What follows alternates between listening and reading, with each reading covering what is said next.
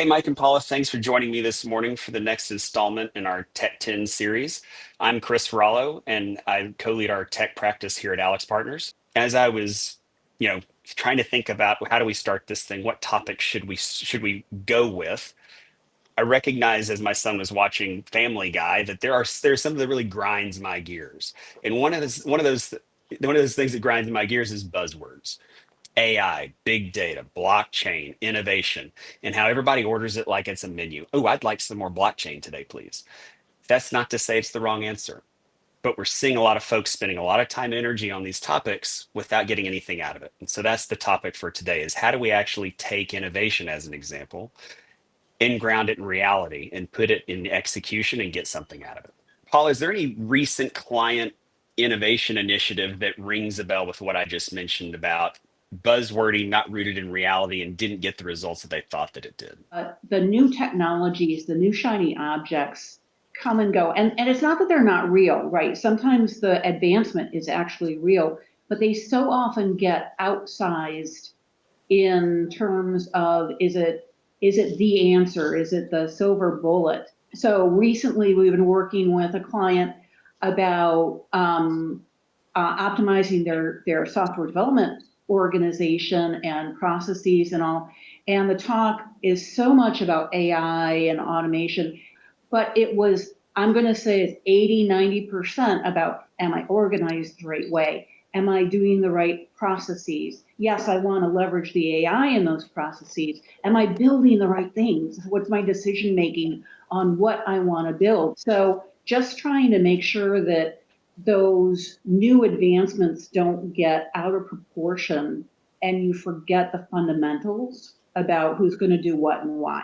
No, that makes a ton of sense. The client situation that's really sitting in my mind right now is the one where they got really enamored with the shiny. I love your shiny object example. They got really enamored with the shiny object, but at the time it was not innovation, it was not AI, it was blockchain. And it's really cool technologically, but you also have issues with your infrastructure falling over and you can't produce products appropriately and you can't you can't have reliable throughput, et cetera, et cetera, et cetera. So it's like I get the shiny object syndrome because nobody wants to just keep the lights on. They want to go through and actually do the fun stuff. But unfortunately, sometimes you actually have to do the real work in order to have a solid foundation. Mike, does any of that ring true for you, or am I completely out in left field? No, I agree. I think the biggest thing for me is much of what we get is not only I want those shiny objects, but this is the value it can provide, right? And I'll have discussions with both clients and internal folks here. Hey, company X found a 40% increase in this.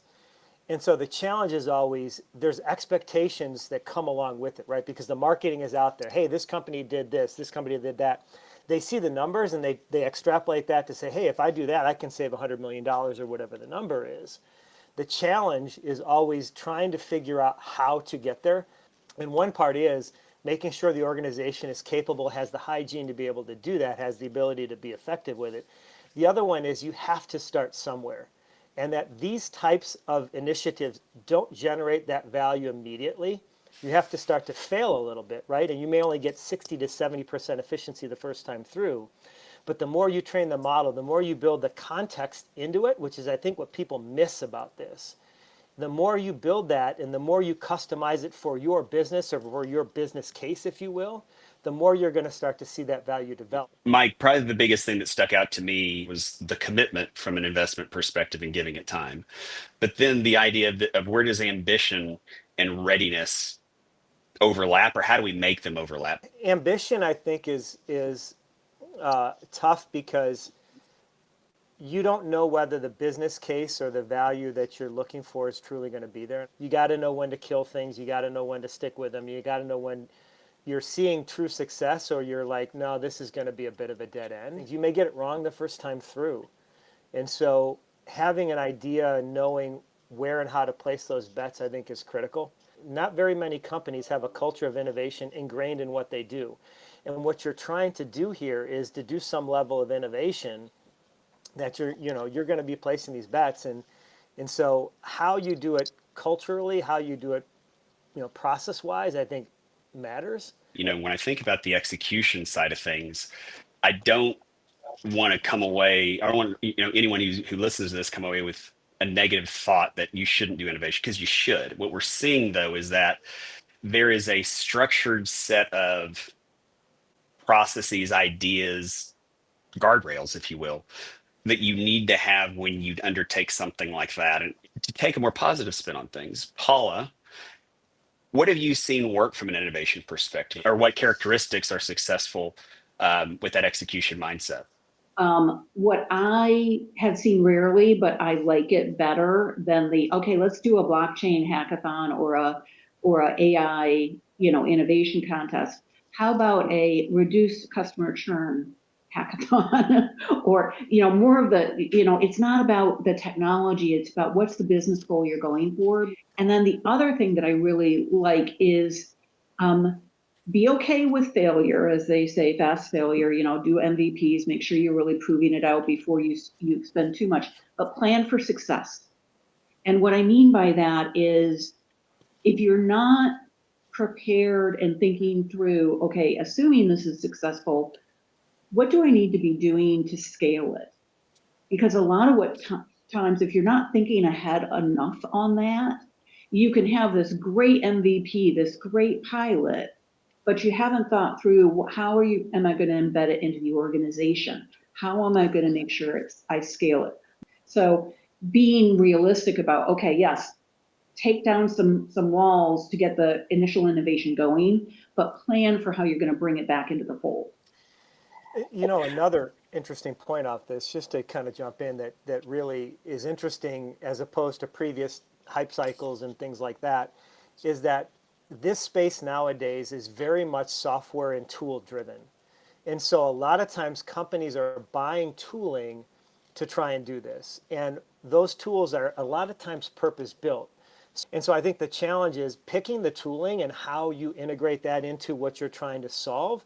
I think is going to be another trick that companies are going to face, because the reality is most of the companies today that you're looking at buying aren't going to be around in 6, 12, 18 months. They're not all going to survive. There's going to be some Darwinism, if you will, involved in these. So having the flexibility not only of understanding how your model may change, but some of the components of that may also need to change. But there's also this concept of the tech graveyard in my mind of, we had all these great ideas and now it's just off there doing something, but we're still paying for it.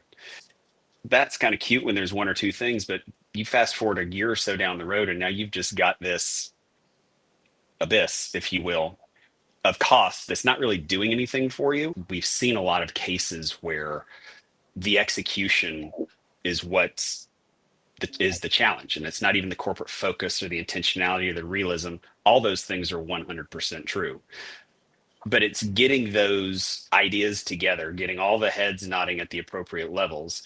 The commitment's there. You got the function, you got the skill set, but then being able to execute that over time in a repeatable fashion and to keep people's interest in today's environment is exceptionally difficult. I mentioned at the outset, we've got, typically we see innovation is not the problem, it's execution. But there's also this leap between innovation and execution of, sometimes these great ideas just die on the vine in corporations before it even gets ideated into an execution phase. What's one thing that you guys have seen that's or an example of a great idea that died quietly within an organization? Well, I've got a client now. It's a merger of two companies, and both companies are, I'll try and be as specific as I can. Both companies are attacking a particular problem using AI, if you will, right? And it's the same problem. They're seeing the same issues on both sides. One company is far, far better, further along than the other. In fact, once this merger occurs, I'm going to recommend that we're going to go with this platform and this technology and this solution as opposed to that one. So in essence, one is going to succeed and one is going to fail. And I would argue if you let both of these two go off on their paths without ever merging, one would be more successful than the other, and the other may have a limited amount of success. The reason why, first of all, the technologies that they chose did matter, and that they're all AI tooling, but one solution used the better components more effectively. And the second one was the people and the commitment to gathering the material and going through the process of building the LLM mattered. And so the course that the one company charted, even though they're solving the same problem, is going to be successful if the other one didn't. Part of that reason was the technology probably wasn't as good, in my opinion, on the one. But secondly, the way they defined the problem and how they were trying to solve it did matter. You can't just buy the tool and throw it at it. The people and how you approach it and the abilities and the way you look at it and the way you solve the problem does still matter. Paula, maybe you can bring us home with, is there any behavior or mindset that you've seen be more successful than others? Or maybe even, or, as you think about organizations that have been more successful than others, is there anything that stands out for those that have done innovation well? It really comes down to, can you actually get the right people together to put it together and then just set it up so that it is not an internal competition inside the business? Because one of the things that I've seen time and time again is when a good idea fails, oftentimes it's because it was set up as a, we're smart, you're stupid. Oh, but I'm going to need you eventually to make this successful. And there's just a human dynamic to that. So sometimes the idea was like, okay, fine, we tested that viability is not there. Okay, fine. That's a healthy, fast failure, right? But when the good idea dies, it's usually that human dynamic and the lack of execution. So, look, we've talked about a number of things today and probably somewhat of a circuitous path, but there were a couple of themes that really stuck out. And I don't want anybody to think that I'm being overly negative, but it's hard. Innovation is difficult. It's not about the technology all the time, although Mike had a good point on why it is about the technology, but at its core, it's about people. With that, I appreciate y'all's time, Mike and Paula. I really feel like y'all brought this home and helped me bring this to reality. Specifically about the key points, what makes this work, right? We see tripping points, but we do see things that work, and there are some characteristics that work more than others. Thanks, Chris. This is a really good topic and something that we're dealing with every day. So appreciate the thought starter. Yeah, no, I echo what Paula said. I mean, there's not a day goes by we don't face this question, and I think it's one that confounds a lot of people. So I think it's always good to talk about these types of things. And no, I appreciate you having me here. And speaking of day jobs, I think I got another meeting starting in a couple minutes.